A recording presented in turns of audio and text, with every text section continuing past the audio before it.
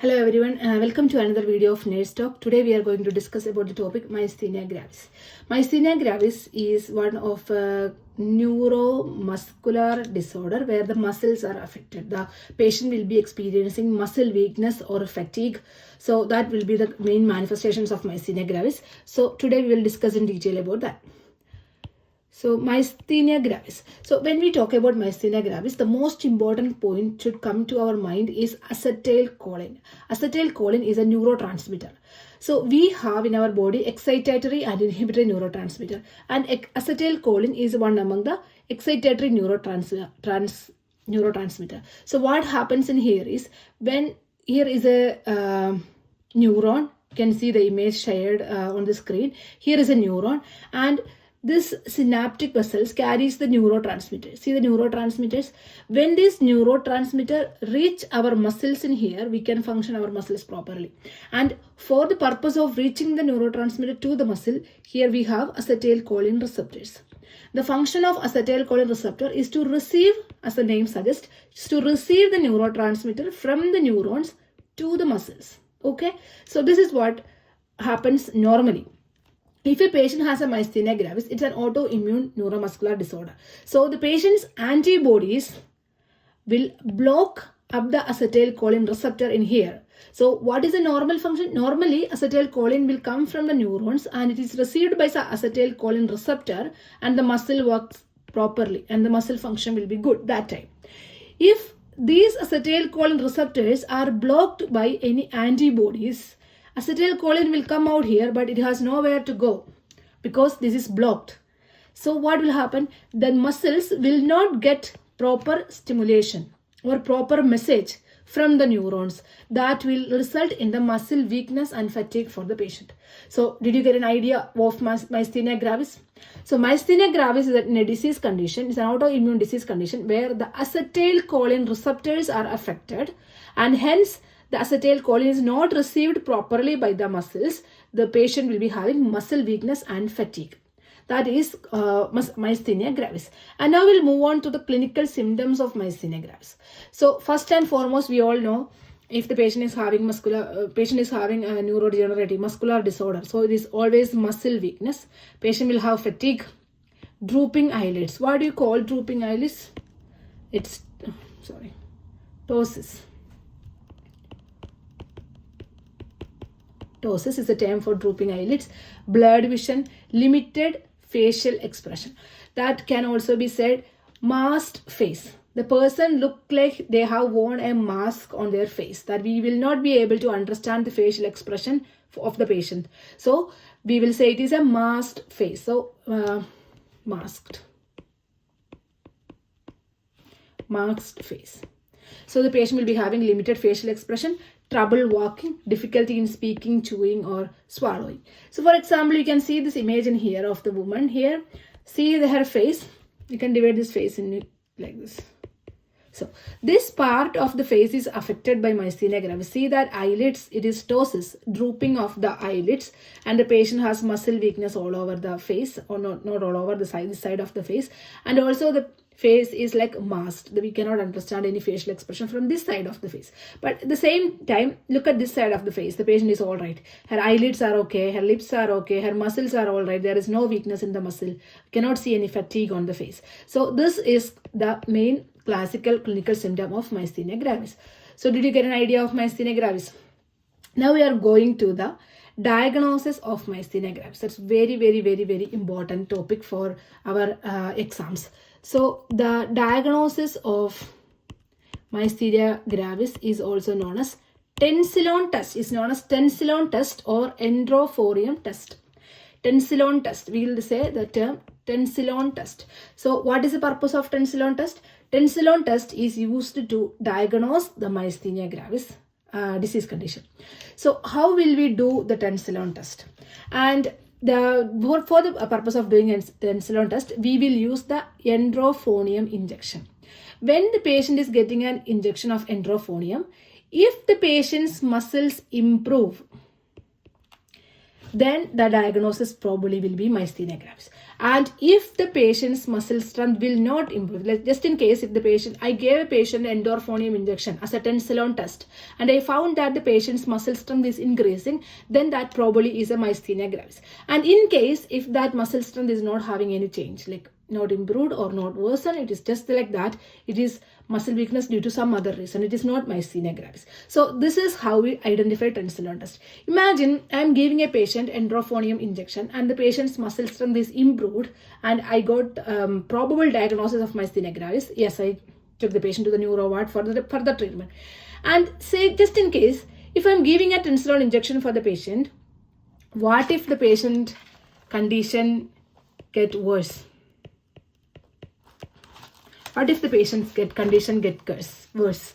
This is called cholinergic crisis.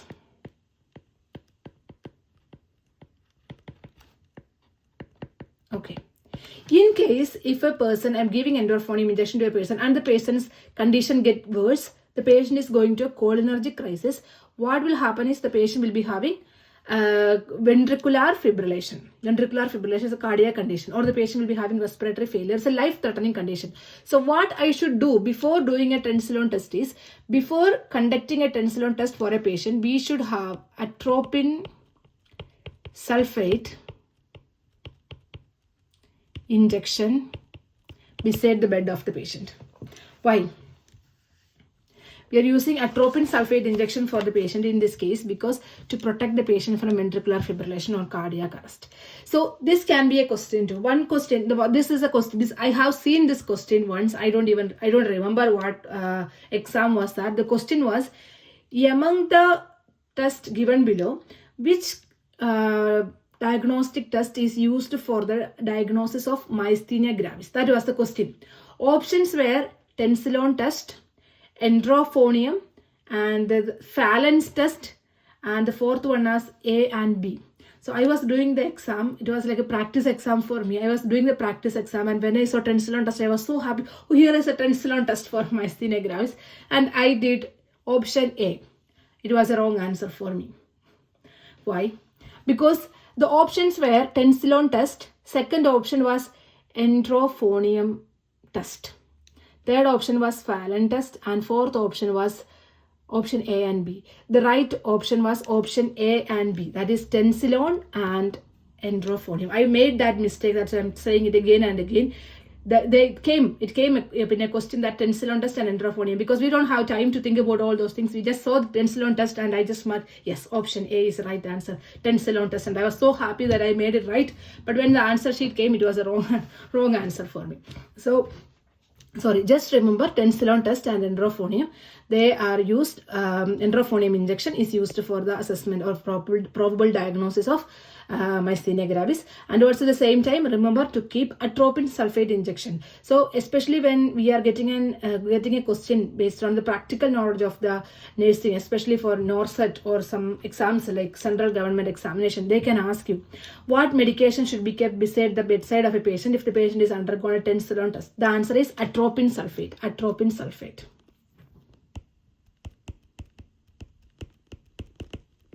Atropine sulfate injection should be kept beside the bed of the patient, because in case if the patient goes to the cholinergic crisis, we can protect or save the patient's life with this antidote for endorphinium injection.